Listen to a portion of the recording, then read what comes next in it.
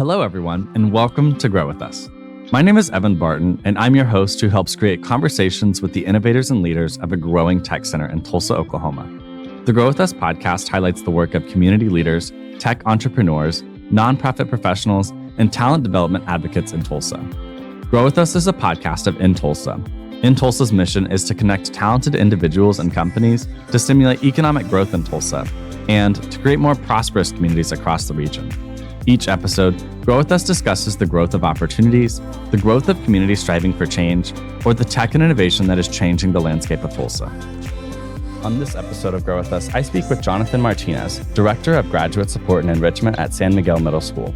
Jonathan and I discuss the mission of San Miguel Middle School, supporting the Latinx community in education, and how to grow inclusively within educational institutions. And welcome to another episode of Grow With Us. I am delighted to be welcoming to the Grow With Us seat, I almost said stage, to the Grow With Us seat, Jonathan Martinez. Jonathan, thank you so much for being here. Yeah, well, thank you for having me. This is going to be a great conversation. I'm really excited to kind of really dive into what you've been doing in Tulsa for the past couple of years at this point. We have very interesting overlapping, interests, education, Tulsa, like nonprofit, and all of those things have kind of really, I think, created some really interesting conversations for us to kind of build on. And then obviously, I think we're kind of like same age range and time in life and everything. So I'm always curious to hear like what other people's experiences of this place in particular, Tulsa, is. And so I just am really grateful for you to be here. So thank you so much. Well, thank you. I'm excited to share and hopefully tell some good stories and share about San Miguel. So absolutely. Well, let's just go ahead and have you introduce yourself to our Grow With Us audience and tell us your story in whatever way you're comfortable. Yeah, so my name's Jonathan Martinez, born and raised in Oklahoma City. Kind of ended up in Tulsa in, a very unconventional way. Never planned on being here, but, it's been a great 4.5 years, I guess, around that I've been here. So kind of my story. So like I said, I was born and raised in Oklahoma City. Growing up, one of the biggest questions I think I had for myself was, what I want to be when I grow up, especially, in high school, and even more so in college. But there's really two things that, for me, I knew I wanted to do in a future career. And number one was I wanted to help people. And number two, I knew I wanted to, work in the Hispanic community. And so a big reasoning for that is my dad actually is a chiropractor in Oklahoma City. And, from my knowledge, for a while, he was the only Spanish-speaking and Latino chiropractor in the metro for a while. And so growing up around that, I was very aware of the inequities in health that existed within that community. Absolutely. Why is my dad the only one that these people can go to for this service? And as well as, my dad, a lot of times they couldn't pay their bill. And so he'd do trade outs. So we'd have, his patients would, do, different services, whatever their skill was. So a lot of times, we'd have his patients do different lawn care things or painting, different things like that. And so, I was exposed to that. And it was always kind of, explained to me, with my last name, Martinez, that there's, a lot of power, I guess, in that name and connecting, with that community. So, for example, my dad actually, even though he knows Spanish now, didn't actually know it that well when he started his job, but because he was Latino, because his last name was Martinez, the Latino community kind of flocked and started coming to him there. And so kind of knowing that about myself and, really realizing that this is, a community that's growing and needing that help in a lot of areas, felt like I wanted to, use what's unique to me to, better the community. Absolutely. And especially, kind of more on my background. So I'm mixed. So my mom is white, my dad's Latino. And so kind of what I say is I didn't necessarily grow up in the culture. I grew up around it. For lack of a better word, I always get kind of called whitewashed by, some friends and kids and stuff, just kind of joking around. But, it's true. I didn't grow up with the culture. I grew up in, I guess, what traditionally you would call, whiter American growing up, besides, my interactions with my grandparents. Now, now that I'm older, I kind of realize there are some things there that, definitely were, culturally influenced, even though at the time I didn't realize it. Yeah, absolutely. And so, like I said, I didn't really know what I wanted to be when I grew up, but I knew I wanted those two things. And so when I started college, I, like many freshmen do, was like, I'll be pre-med, as many naive freshmen. And then you realize this is really, really, really hard. And it's going to be really, really, really hard for like the next 12 years of your life. Yes. And so, like many do, I changed my major. And I think like a Hunger Games cannon fired as another medical pre-med student dropped their major. And so I was like, well, what can I do? I really didn't feel like I wanted to do what my dad did. I want to do something different. Yeah. And so I was like, well, physical therapy. And that's actually what I got ended up graduating with, was a pre-physical therapy health and exercise science degree from the University of Oklahoma. Awesome. And, I liked it. But when time kind of came for applying to schools, I was just like, didn't have the motivation even to fill out the application. Oh my gosh, I was just so burnt out that I was just like, I don't know if this is what I want to do. Kind of quarter life crises. Yeah. As many of us have. I feel like it's a staple in your 20s to have at least like three or four, yeah, a day, at least. But yeah, I was kind of in this crises mode. Didn't really know what I wanted to do, and so didn't apply that time. But I knew one of the things I knew actually I wanted to do was I never got the opportunity to do it in college, was I wanted to live abroad. I never got to study abroad. And so that was something that was really important to me. And like I said, kind of tracing back to my youth and kind of wanting to serve the Hispanic community. Well, I also didn't learn Spanish growing up. And so I was like, well, I want to live abroad in a Spanish-speaking country. And, I knew I wanted to help people. And so I actually, and I knew I wanted to do that. And I was actually confident I wanted to do that. And so I actually applied to this program called Nuestros Pequeños Hermanos, or Our Little Brothers and Sisters, who have homes across Latin America for underprivileged children. And I actually got accepted to the program for a year-long volunteer program, or a little over a year, as the PE teacher. And so I also, before this, I did have background, working with kids. I worked day camps, summer camps, things like that. Yeah. I have 4 younger siblings. So it's like, absolutely. I'm an experienced, a veteran from like age 3 on. Yeah. So I was like, oh, I can do that. And I feel like I could make an impact in that way. And so, I got accepted to this program to go to rural Honduras. And, that's awesome. That started in January 2020. And we all know what happened later in that year. Yeah. And so... I mean, I don't know if it happened sooner in Honduras I don't know if it happened sooner in Honduras versus like America, because like I think we were dealing with COVID, or I guess the world was dealing with COVID in like waves, literally like, I guess, east all the way to west. So I don't know if it affected... Oh yeah, it was y'all first. It was actually around the same time. Okay. It was, everything hit in March. I feel like that's when things hit the fan. Yeah, and it was around the same time, because it was. I remember spring break, and everybody here was like, "We got an extra week off spring break. This is awesome. We're going to Miami." Yeah. Little did we know. Yeah. And for me, it was a similar kind of situation, because at that time I was having to lesson plan, and I was like, I get a week off to lesson plan, because they actually shut down the schools for a week there. Yeah. And then next thing we know, they shut the borders down, they shut the airports down. And so, long story short, I was evacuated. Yeah. Which is 3 months into your year abroad. 3 months into my year abroad, and like the one time in my life where I was like, I know what I want to do. Yeah. And so I was thrust out there. I was thrown back to Oklahoma City at my parents' house, quarantined for 2 weeks, which was not fun. Watched a lot of Tiger King.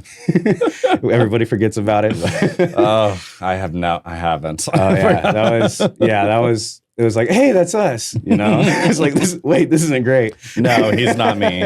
Trust. It's not a great representation of Oklahoma, but an interesting one. Exactly. We'll take interesting. But after that, I actually, I just needed a job at that point. Yeah. And so started working at Walmart actually as a stalker. And so I was about a year out of college, grinding at one point, trying to get into PT school, and I was stocking groceries. Yeah. And so that was kind of a tough time. But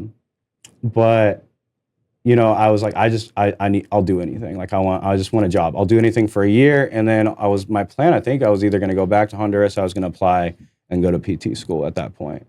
And my sister, she works in education in Oklahoma City. She works at a private school down there. I was like, hey, you could probably get a job as a PE teacher right now with your degree and things. And so I just started applying. I was like, okay, sure, whatever. And I started applying to different jobs. I really wanted to, actually was like applying like all over the country. I was like, I'm going to go to like Denver. I'm going to go to like Maine. I'm going to go to Arizona. And, of course, I didn't get those jobs. But one of them, when I was applying, I was just looking on Indeed. It was San Miguel and it was Tulsa, Oklahoma. And I was like, well, Tulsa's not Honduras, or it's not, these crazy places that I think I wanted to, experience the world per se. But I was like, it's something different, It's better than, just being in Oklahoma City for that whole period when I kind of wanted to get away and experience something different. That being somewhere where I was just like, live most of my life. I was like, I want something different. Yeah. And it actually was just a part-time PE job. And so actually I applied, and when they called, I was like, well, is there any way this can be full-time? And so they were like, yeah, actually there's this other position we have called Graduate Support. And since you can speak some Spanish from my time in Honduras, and I did take some classes in high school and college. So there was a little bit there, but really jump-started in Honduras. But since you speak Spanish, we have this position called Graduate Support that we could put you at as well. And I didn't really fully understand what that was, but I was like, okay, yeah, sure. And a big reason too why I took that job is I saw that it was a mission base, which I'll get into later. Yeah, absolutely. Serving kind of low-income families, and that was something I wanted to do, as well as being a majority. It was also a majority Hispanic school, which was something that I felt like I said, I kind of have wanted for a while. Yeah, I was like, you found in many ways, like through this role, like your two purposes exactly you wanted to, which is awesome. And so that's kind of how I ended up in Tulsa. Moved here since then in August 2020. So started education during the pandemic as well. Yeah, which is also an experience in itself. And so I've been here for a little over 4 years, and it's been a great time. I really didn't know anybody in Tulsa beforehand. I had about one friend, and then I had an uncle, and that was it. And so it's well, and look at you now. I think you've really built some amazing connections, and we're absolutely going to talk about San Miguel and the impact of that school. But I just want to touch on a couple things from your story, and thank you for sharing that. I appreciate the depth and the vulnerability in so many ways about struggling and not knowing what or I guess having that experience where, the one thing that you knew you wanted to do was cut short. And I feel like I absolutely had that exact same experience. Like I was set to not be here. And then the pandemic kind of rerouted course. And then, for the past 4 years, it's been like, well, I'm here. Yeah. But I think you and I both have kind of, I think in a couple of years, or even now, I've already started reshaping that thought or that belief that like, I'm not just here. I'm like absolutely experiencing and living my life here. It's no longer I could have left if I wanted to, all of those things. The choice is back on the table again to do that. But no, I'm choosing Tulsa, and Tulsa's kind of chosen me back in a way. And I think that's really, really awesome. And I think the piece too that I want to touch on is like the knowing what you want to do, or like the knowing that you have two missions. I kind of have the same thing. For me, it was like, I knew whatever I wanted to do, I wanted to help connect people to opportunity, which when you dissect that a little bit, it's like the most vague thing ever, but same with like wanting to help people in some ways. You can help people so many different ways. But I love that you also kind of like incorporated this like really meaningful and in so many ways like cultural connectivity piece into that. It's something that I think I've kind of applied to that mission or that purpose that I have for myself as well, wanting to help people that I know specifically have disproportionate access to things, and whether it is a language barrier, whether it is an accessibility barrier, whether it is a systemic barrier, there's so many things preventing people from getting access to help or to opportunities. And so having people like us is it's great because we get to, I think, personally validate ourselves through our work. Absolutely. But also make a meaningful difference. Absolutely. And I think for me, all those experiences, have made me better at my job today, even though they were unrelated. Just the perspective gained. Yeah. Honduras, I was able to learn my Spanish, as well as, learn, the culture of, Latin America from a different side, really. Absolutely. For an extended period of time. And, even working at Walmart, being able to, I guess, gain that perspective, I think a lot of times that's seen as like a low point in the story. But what does that say for my coworkers there? A lot of them were, the most successful in their family per se. Absolutely. And so, what judgments are we putting on these different things? And, really being humbled in that way, in these jobs where you are servicing, underserved communities.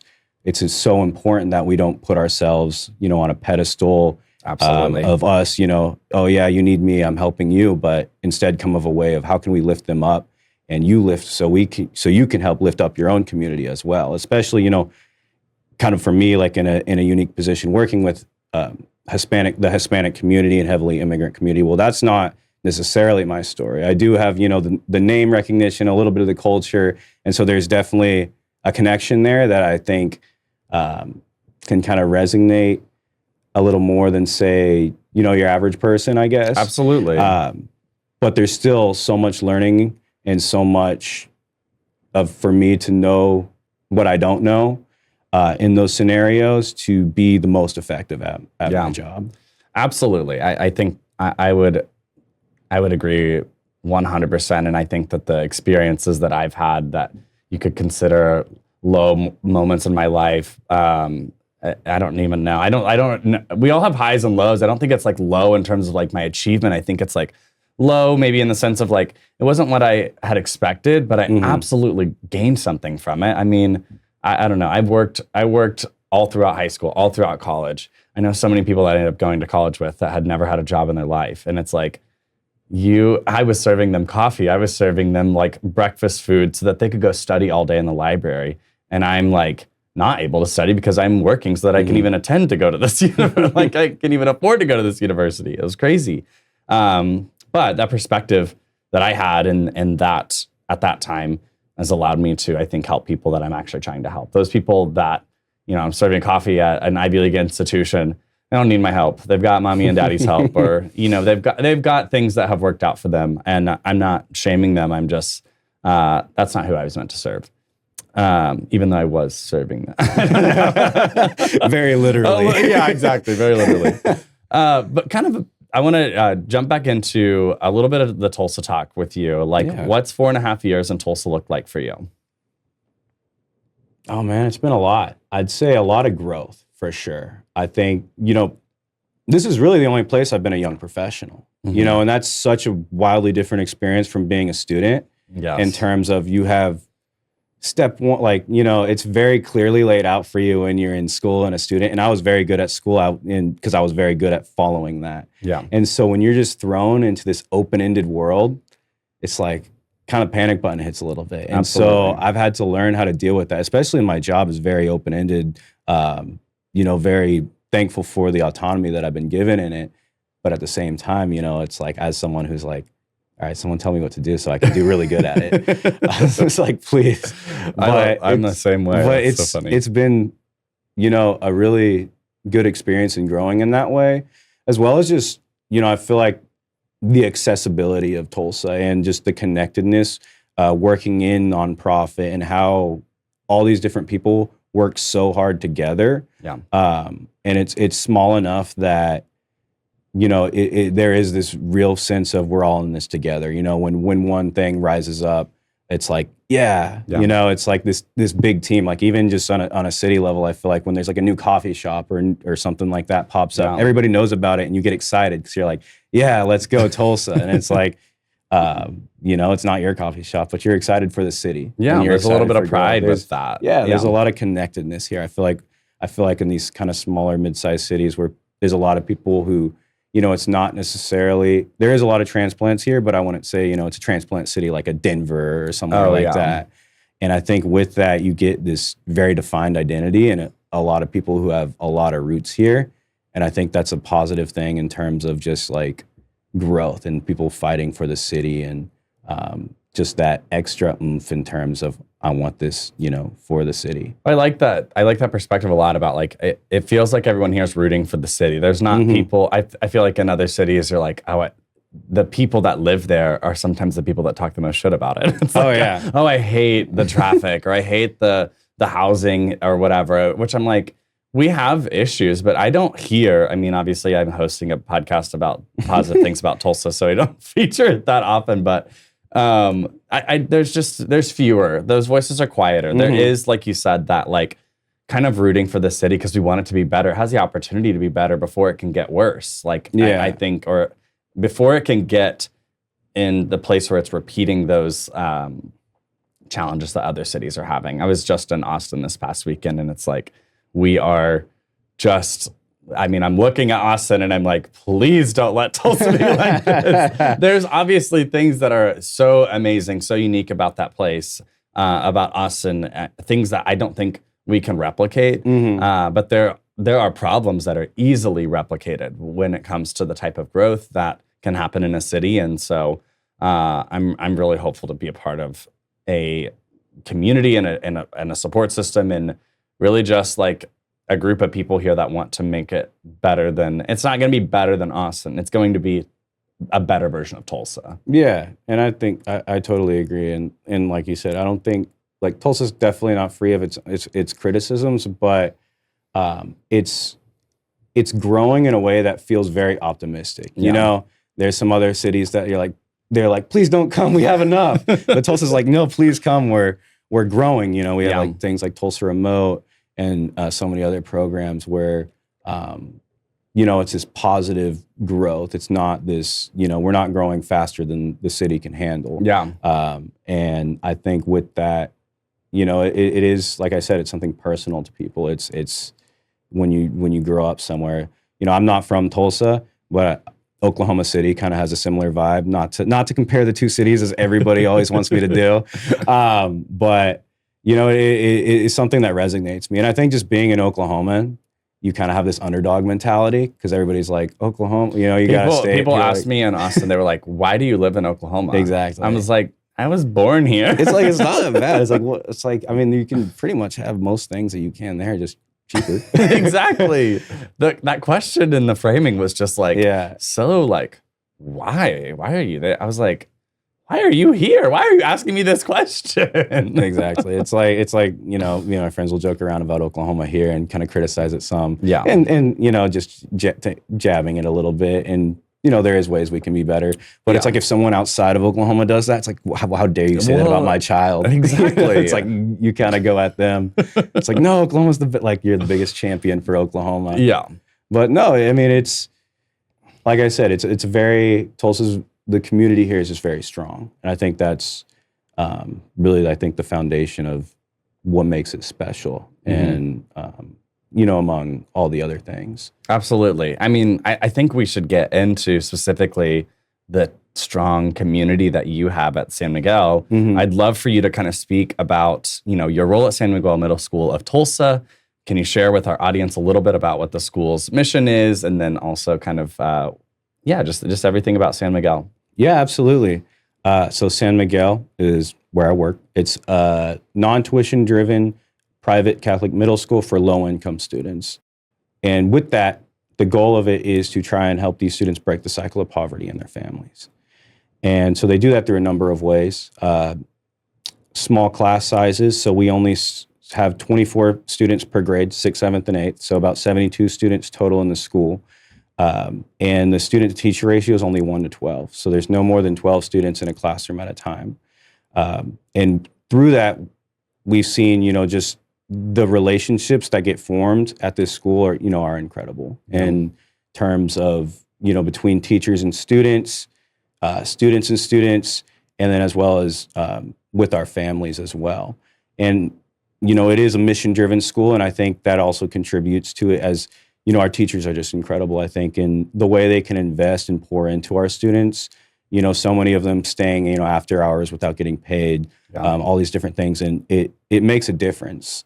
I think especially with these kids here, a lot of them, struggle being seen at their household. A lot of times both parents are working. Maybe they have 6 or 7 siblings a lot of times. So it is a majority Hispanic school. Usually reflects around 98, 97% Latino, first, second gen immigrants. Yeah. And so kind of all the different things that come with that. But because we have such a specific demographic, we can also be specific in our programming and how we deal with things. Yeah. We do a number of different things as well. So a lot of our kids kind of show up a lot of times behind in math and reading, especially reading. Usually Spanish or English is their second language. Yeah. And so, English and math are an hour and a half period. They actually have a second reading period on top of having language arts classes. It's structured where actually teachers aren't by grade, it's by subject. So that way they have the same teacher year after year to help build that rapport and build that relationship, and that fundamentally, that's like a fundamental of the school, is those relationships. And through that, we've seen, so many incredible stories. And so kind of my job in this, I don't want to say experiment, because it's been working. It's actually our 20th year. Yes. It's this incredible thing, is Director of Graduate Support and Enrichment. So I actually started as PE teacher and graduate support.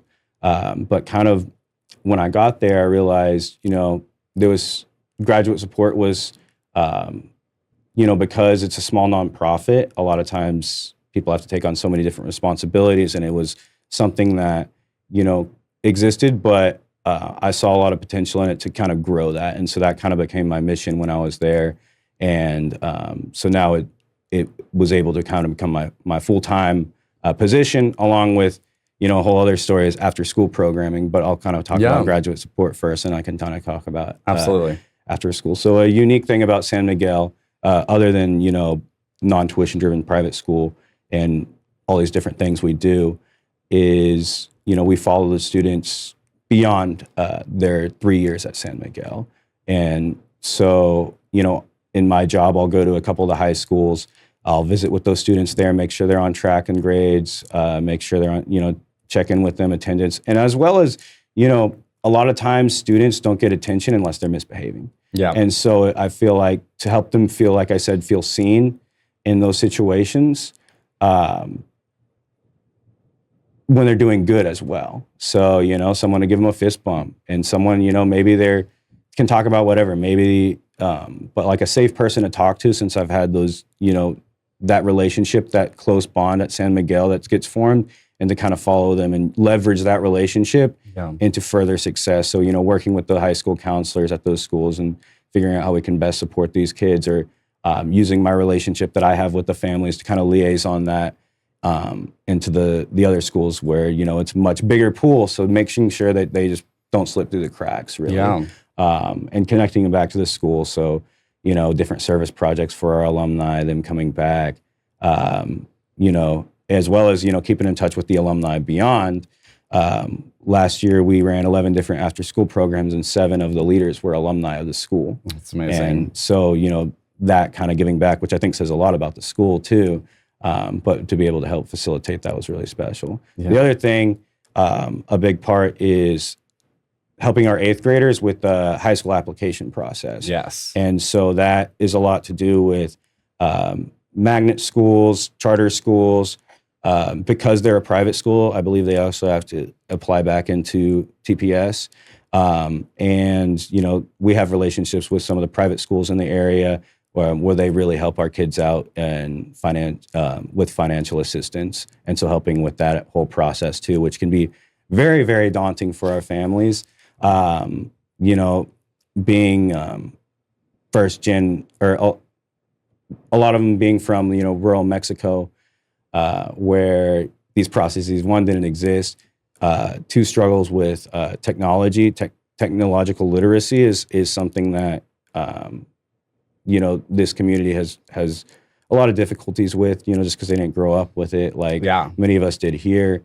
As well as, some don't have Wi-Fi at home. Some might not have, most don't have a computer at home. And so there's really not these opportunities to learn it like how a lot of people have. as well as just, it's another stressor in most of our families. I'd say our parents, a lot of time, not because of their own doing, but because of their situation, wouldn't have more than a middle school or high school education because they had to drop out to work to eat.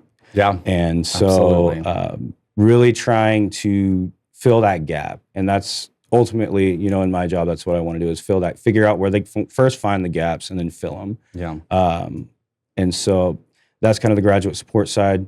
Enrichment side is I get to kind of plan a lot of fun things that go with the school. So another unique thing that we have is our after school programs, which include sports, they're all at no cost. Yeah. And so we try and remove every single barrier that would keep a kid from participating in these different things.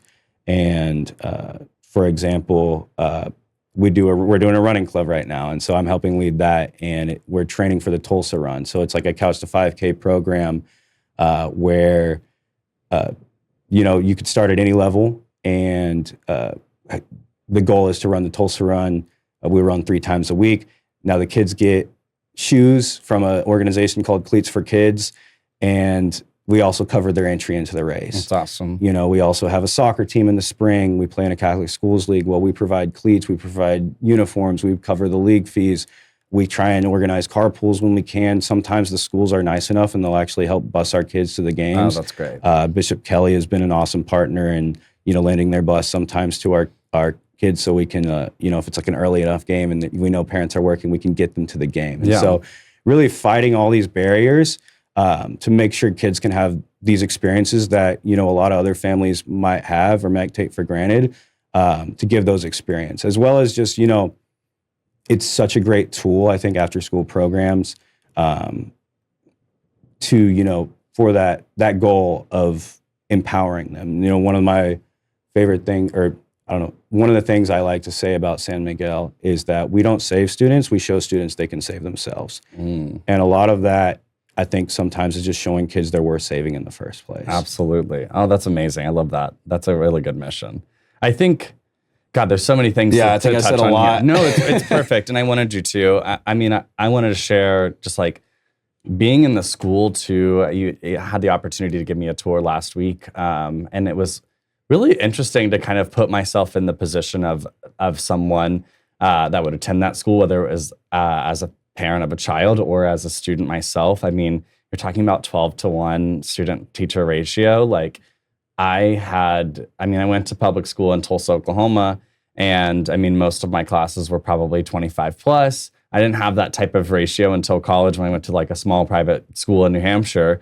And even then, like that was when it affected me for the first time. Like, oh, I'm actually able to intellectually engage with a teacher on this at this level, whether it's about my personal interest, my personal life, or about like my educational interest. And they're getting that at 12, 13, 14. That's amazing. I can't imagine the type of impact that would have had on me as a young person. But then in talking about after school programs, I was a sporty kid my whole life. And so I did sports after school. And then 7th grade at Edison, I was able to do drama and theater. And the hell that was released once I had access to theater. But it's so like unlocked that community for me, that artistic interest, the ability to see myself do something that I had only seen other people do.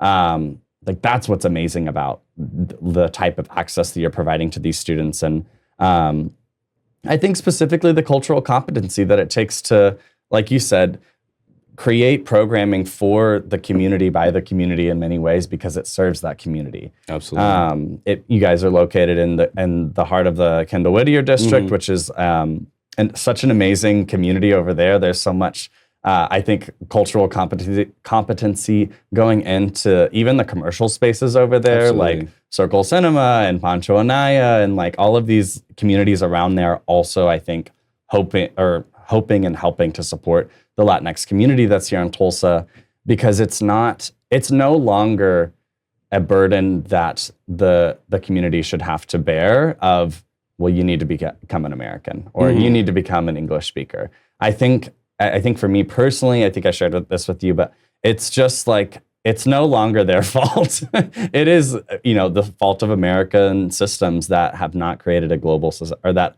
have really, like, I think, claimed to be a global society or claimed to be this like global perspective on things, but not creating any infrastructure to ensure that there's success there. I don't know, language learning is something I'm passionate about and I've talked about a lot on here, on this podcast and everything, but it's also really difficult and best learned when you're in school, when you're K through 12. And, the opportunity to do that, not only for the students, but for their parents and their entire families, essentially. That's what I think is so special about San Miguel. And I've also had some connections personally that have really introduced me to the mission of the school beforehand. Mary Beth DeWitt and Alejandra Paloma. Love both of them, and the opportunity that my work community has had in serving the school in some ways is really, really cool. And I love that there is this like mission-driven, nonprofit like element to providing a quality education to students in the community. So I'm a huge fan. What's y'all's mascot? We're the Eagles. Oh, I'm an Eagle too, or at least I want to be. But I mean, it's just awesome. I just want to give you and your whole team kudos for, not just kudos, flowers, everything. Like, it's so amazing to hear that there's people that care about education in this way, for a community that I think has been underserved nationally, vilified nationally in so many ways. And so for there to be services out there that are really trying to bridge the gaps is so meaningful, and it's amazing to hear. Absolutely. And I think one of the most beautiful things, I think, too, and that I've experienced there is just the community support we received. Yeah. And, with our funding model, so over 97% of what we fund the school with is donations and grants. And so we really have to rely on the community. We're celebrating our 20th year this year. So the school actually started in the basement of St. Francis Xavier Church. Now we were able to build our own building in 2012. And I mean, you've been there. It's a fairly nice building. Yeah.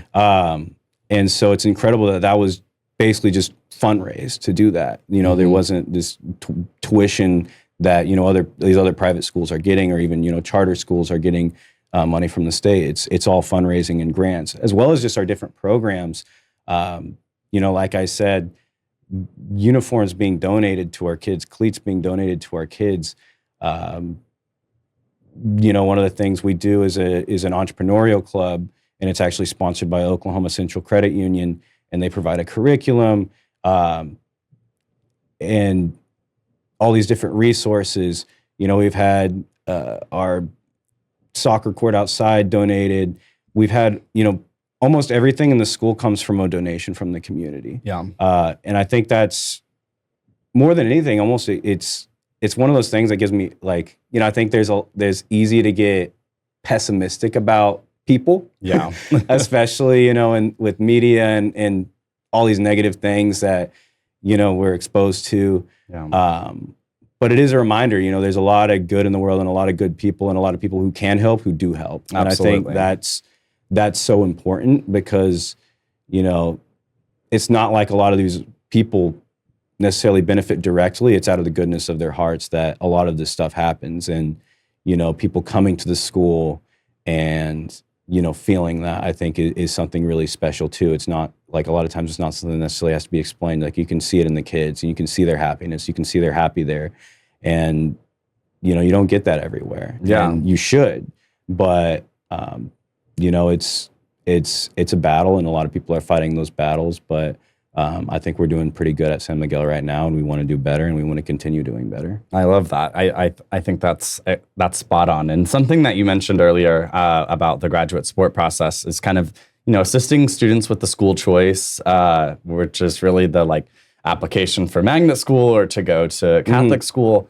These private schools. I'd love for you to kind of talk about that experience of what helping a student with that process looks like. I mean, I'm going to reflect a little bit on my own experience really quickly. My mom was a high school counselor, so she kind of knew the process, but it was something that I felt was like really daunting to like switch schools, or even the magnet process that, you know, a district might implement, to where it's essentially you have a neighborhood school that's based on your physical address, but there's schools across town or in different neighborhoods that you can apply to through a magnet program, that allows you to attend that school that's outside of your neighborhood. And so I think the really interesting part about that is, like, in Tulsa specifically, Booker T. Washington and Edison, I think, are probably the most prominent like magnet school programs. In terms of like the level of access that gives people, it can be life-changing, but it could also be detrimental. It's almost up for chance. And so to have had someone, I don't even know, to speak to me about that process would have been so interesting. And that's what the type of support that you provide to your students at San Miguel. So I'd love for you to kind of talk about that experience a little bit. Yeah, thank you. Yeah, so absolutely. So like I said, I think the biggest thing at San Miguel is we try and meet our families where they're at. Kind of kicking off that high school process is we actually do a high school fair at the beginning of the year. So we bring in, you know, I think we brought in about 8 schools this year, and each school is required to have someone bilingual with them to present their school. And we have all our 8th graders attend this. It's after hours, so the parents can get off work and go. And we bring them to San Miguel.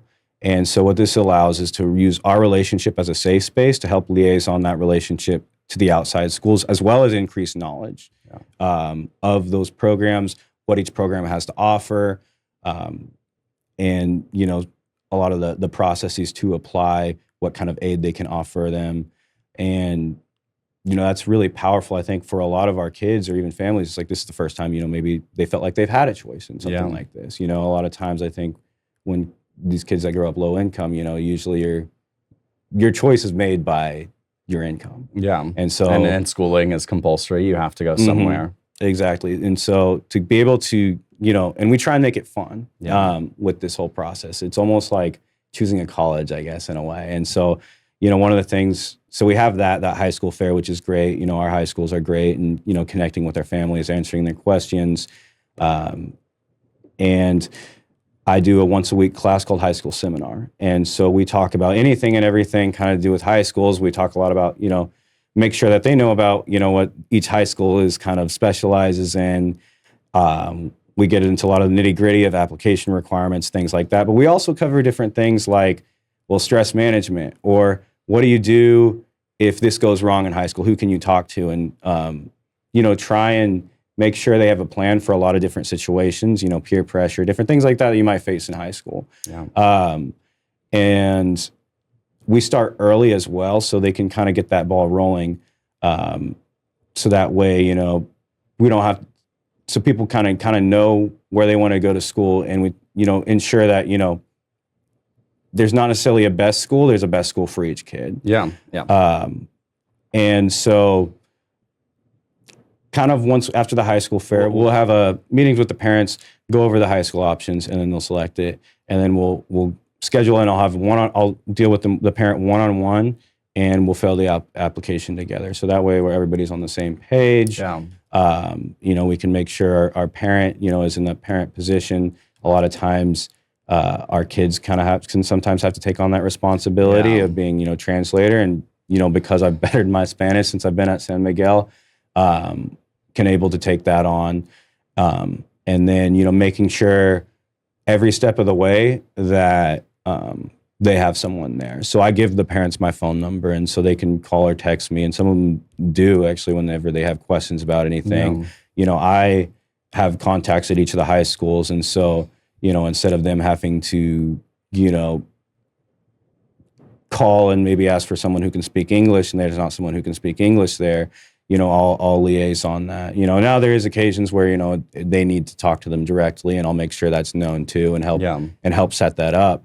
But a lot of times they just need a lot extra help. It's not that they're not unwilling. It's just a lot of time they don't know how, and it can be very, very intimidating. You know, I think the process is so hard. I mean, sure. I don't, like, on top of, you know, like you're talking about the family situations that these folks are in, Maybe working 2 jobs, having 6 kids, having a parent that might not be here, like having every different situation that might be a part of this, taking the burden of, navigating to the next school off of that, or at least navigating it alone is such an additive to the experience. Absolutely. It's amazing. So they make sure they don't feel alone in this process, because it can be so intimidating. Like you said, there a lot of times, like I said, like even a computer can be a difficulty. There's so many different barriers, and I think, sometimes it might be, well, they just need to learn how to do that. But at the same time, I think there's a special patience, because it's different when you got, 25 stressors in your life to 100 stressors in your life. That one extra stressor of trying to figure that thing out, you might put it off and not do it. Yeah. And so kind of my job is, make sure every single one of our students has equal opportunity in that. It's amazing. In that application process and things like that. And because it does vary between our parents, and everybody has a different circumstance. So I want to make sure I cater to that. Absolutely. I love that. I think that it's such an amazing, like I said, additive to the whole San Miguel experience to have someone create that through line to the next school. And then also, like you said, supporting the students once they're in high school, like having that person that's checking in on them even when they're not like doing bad, even when they're doing good. That's huge. That's kind of like that big brother, big sisters model in some ways, of having someone, as outstanding as you, like being able to have a vested interest in their well-being beyond middle school. So it's great. And, there's a lot of times I think, I can kind of use like when I was a kid, there's a lot of times where you wish you kind of had a mentor or someone to talk to about something that you're comfortable with. So, anyway, I can use, the relationship, or just, be someone who maybe I wish I had, or be someone, be who I need to be for these kids in a lot of ways. Awesome. It's definitely a really special relationship. Yeah, and mentorship is even hard to find as an adult. You don't really fall into that. Sometimes you have to like really be intentional with who you choose, how you choose them, all of those things. For sure. And I think my biggest goal is just make sure they don't feel alone. I might not ever understand everything, and I'm not going to claim to. Like I said, I came from a little bit different background, but I might be able to connect you with someone who does, or I can at least listen. I can do what I can, but also know my capacity. I think is so important. And I think we do a good job of that as teachers as well. And like I said, just making sure they feel seen. Something I want to say is like, because there was a quote. I remember we had like a retreat as teachers, and I think it kind of sums up San Miguel. And it was to see a child as they because a lot of times kids get cast off as bad kids, or not A kids, not straight A's, not we get all these labels. But there was something that was to see a child as they truly are is to bless them, and so it's to see each child as a unique individual, and I think that's so important. I love that. I think so too. What are some ways that like our people listening might be able to support the mission of San Miguel? Yeah, absolutely. So biggest, obviously, money. Don't be shy. You can ask for it. Money. With our model, we heavily rely on donations, grants, different things like that. Actually, and he'll love me for this, Juan. He plans this event every year. It's our biggest fundraising event of the year. He calls it the party of the year, as Dancing with the Tulsa Stars. And so that's our big fundraising gala, where we take someone kind of influential in Tulsa, pair them with a professional dancer for months leading up to a dance contest. Now there's 2 parts. It's a dance contest and also a fundraising contest. So I believe there's 6 different stars. And so they're training right now for November 2nd, Saturday, is the day. It's at the Cox Center. It's going to be a huge party, and it's in my opinion the most fun fundraising event there is. Yeah. And so highly encouraged to go to that. You could buy a ticket for that, so that way you give money and you get something out of it. Absolutely, if you want to do that. And you could learn a little bit more about the school. So that's one way. Like I said, we're always accepting financial donations. So it's like if you have a $10,000 sitting around anywhere and you just want to give it to somebody, San Miguel's a great place for that. Absolutely. And then just, we have various things come up where we'll need volunteers. And really what's unique about us is because we are private, we have like zero red tape. Like you can say, hey, I have an idea. I want to do this program with you guys. And we can the next day approve it. You know, we don't have to jump through all these hoops that, you know, bigger entities have to. And so, you know, really, if you know an organization that would like to partner with us or have connections there, or be like, hey, I think it would be cool to have a field trip here, or, you know, I want to help out in an after school program. You know, we always need volunteers for different things. So that's another way. That's amazing. I love that.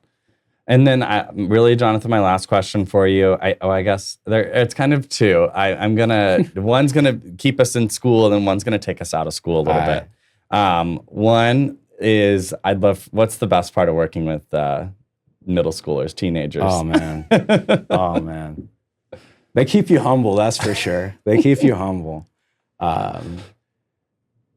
I think, you know, so I think I'm a kid at heart.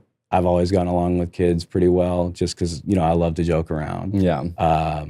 And so I'd say that aspect of it. But, you know, on a more serious, you know, aspect is, you know, like I said, I've always wanted to help people. And I feel like that's such an impressionable age. And, you know, I really like to embrace that role of, you know, being someone, you know, I'm an older brother to 4 siblings. Yeah.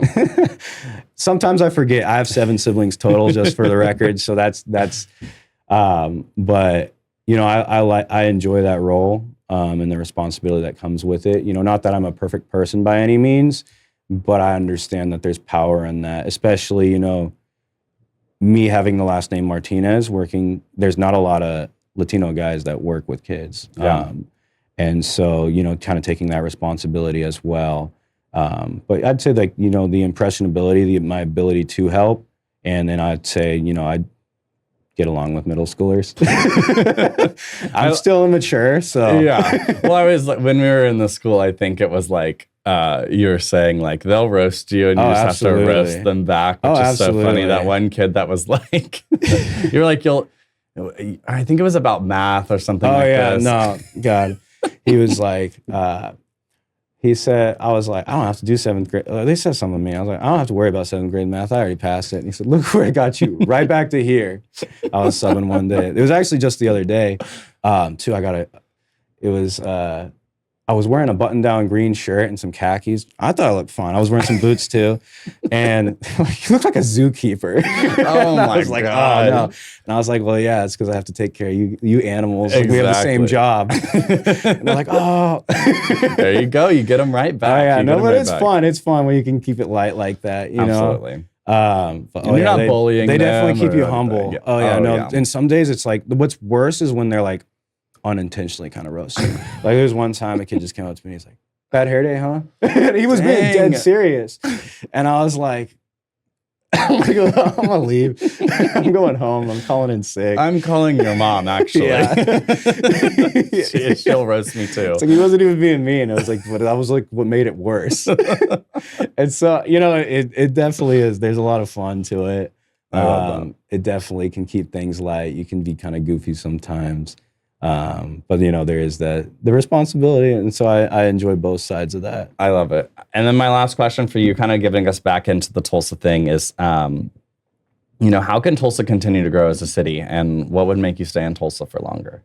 Oh, man, that's a good question. It's like, I don't have all the answers. I think to continue to grow, man, I mean, just I don't want to say keep doing what you're doing. I guess keep, you know, listening to what the needs are of the community, I guess. You know, I think make sure you don't leave any community behind, you know, whether that's Latino, whether that's, you know, any other minority here as it grows.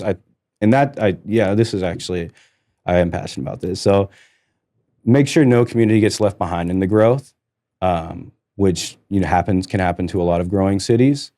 And so make sure those communities are included. And I'd say that's the biggest thing. In my opinion. I agree. And then, what was the second part of that? What's going to keep you What's going to keep me in Tulsa? Oh, man, not getting roasted as much, you know, some more compliments. Yeah, working on your donating money to San Miguel.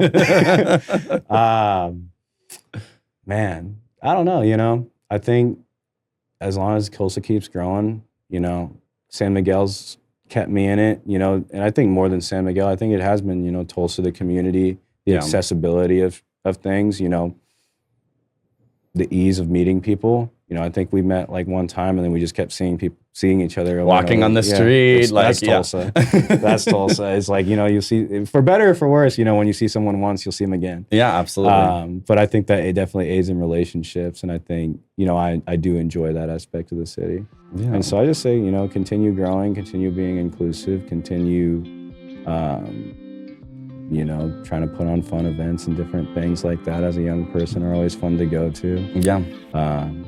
That'll keep me here. Yeah, keep things to do, and people to do it with. That's what you want in a city. Absolutely. Well, Jonathan, thank you so much for your time today and for sharing a lot about San Miguel, the experience of working in the schools and working with the Latinx population here in Tulsa.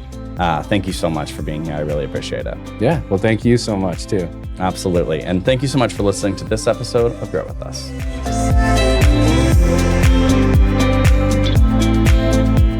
Thank you for listening to this episode of Grow With Us. Grow With Us is supported by In Tulsa Initiatives. If you're interested in learning more about In Tulsa services for job placement and workforce development, please visit talent.intulsa.com. From there, you can join our talent network where you'll get access to our newsletter, and our talent team will make sure we put the right opportunities on your radar. We put the choice to pursue a new career and opportunities in your hands. Be sure to subscribe on Apple Podcasts and Spotify to be notified when more episodes of Grow With Us are released. Let us know what you think about how we're doing by rating and reviewing. It really helps. Grow With Us is edited and engineered by Rant9 Productions and Jesse Ulrich. This has been Grow With Us.